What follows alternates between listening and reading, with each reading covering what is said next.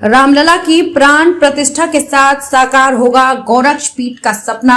गत 100 वर्षों के दौरान मंदिर आंदोलन में हर चरण में रही गोरक्ष पीठ की प्रभावी भूमिका।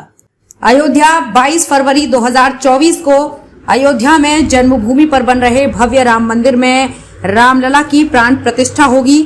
यकीनन ये गोरक्ष पीठ के लिए एक सपने के साकार होने जैसा होगा। करीब 100 साल से पीठ की 3 पीढ़ियों का ये सपना रहा है। अपने अपने समय में इस दौरान राम मंदिर को लेकर होने वाले संघर्ष की पीठ के तब के पीठाधीश्वरों ने अगुवाई की थी। पीढ़ियों का ये संघर्ष अब मंदिर के रूप में हर्ष का प्रतिरूप सा दिखेगा।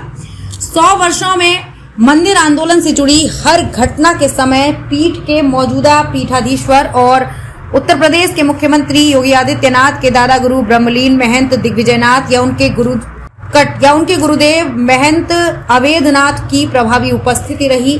दिग्विजयनाथ ने इसकी यानी कि श्री राम मंदिर बात तब की जब हालात बेहद चुनौतीपूर्ण थे। उस समय कांग्रेस की आंधी चल रही थी।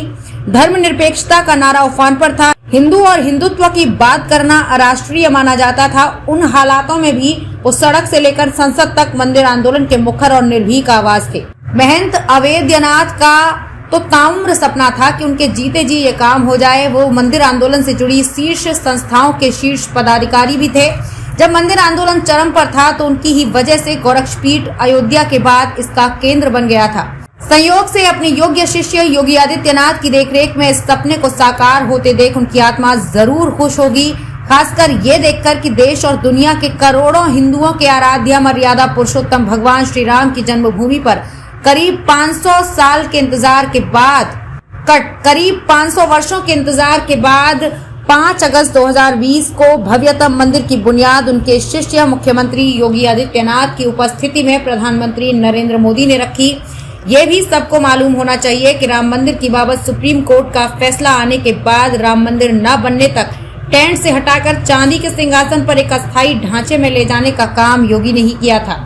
मंदिर आंदोलन के इतिहास पर गौर करें तो पता चलेगा कि देश की जंगें आजादी और आजादी के तुरंत बाद के वर्षों में जब हिंदू और हिंदुत्व की बात करना भी गुनाह था, तब योगी आदित्यनाथ के दादा गुरु ब्रह्मलीन महंत दिग्विजयनाथ ने गोरक्ष पीठाधीश्वर और सांसद के रूप में हिंदुत्व की बात को पुरजोर तरीके से उठाया। न सिर्फ उठाया बल्कि राम मंदिर आंदोलन में अग्रणी भूमिका भी निभाई। सच तो ये है कि करीब 500 वर्षों से राम मंदिर के लिए संघर्ष को 1934 से 1949 के दौरान आंदोलन चलाकर एक बेहद मजबूत बुनियाद और आधार देने का काम महंत दिग्विजयनाथ ने ही किया था। दिसंबर 1949 में अयोध्या में रामलला के प्रकटीकरण के समय वो वहीं मौजूद थे। उसके बाद तो ये सिलसिला ही चल निकला।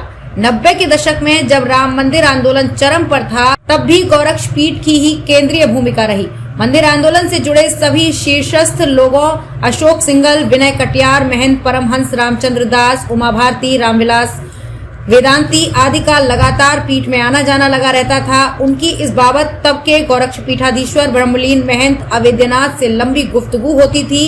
यही नहीं, 1984 में शुरू राम जन्मभूमि मुक्ति आंदोलन के शीर्षस्थ नेताओं में शुमार महंत अवेद्यनाथ आजीवन श्री राम जन्मभूमि मुक्ति यज्ञ समिति के अध्यक्ष व राम जन्मभूमि न्यास समिति के सदस्य रहे। बतौर उत्तराधिकारी महंत अवेद्यनाथ के साथ 2 दशक से लंबा समय गुजारने वाले उत्तर प्रदेश के मौजूदा मुख्यमंत्री योगी आदित्यनाथ पर भी इस पूरे परिवेश की छाप पड़ी। बतौर सांसद उन्होंने अपने गुरु के सपने को आवाज दी। मुख्यमंत्री होने के बावजूद अपनी पद की गरिमा का पूरा ख्याल रखते हुए कभी राम और रामनगरी से दूरी नहीं बनाई। गुरु के सपनों को अपना बना लिया। नतीजा सबके सामने है। उनके मुख्यमंत्री रहते हुए राम मंदिर के पक्ष में देश की शीर्ष अदालत का फैसला आया। देश और दुनिया के करोड़ों राम भक्तों, संतों, धर्माचार्यों की मंशा के अनुसार योगी की मौजूदगी में ही प्रधानमंत्री नरेंद्र मोदी ने राम जन्मभूमि पर भव्य एवं दिव्य राम मंदिर की नींव रखी। युद्ध स्तर पर इसका निर्माण भी जारी है। बतौर मुख्यमंत्री योगी आदित्यनाथ जितनी बार गए, अयोध्या को कुछ न कुछ सौगात देकर लौटे। उनकी मंशा अयोध्या को दुनिया का सबसे खूबसूरत पर्यटन स्थल बनाने की है। इसके अनुरूप ही अयोध्या के कायाकल्प का काम जारी है।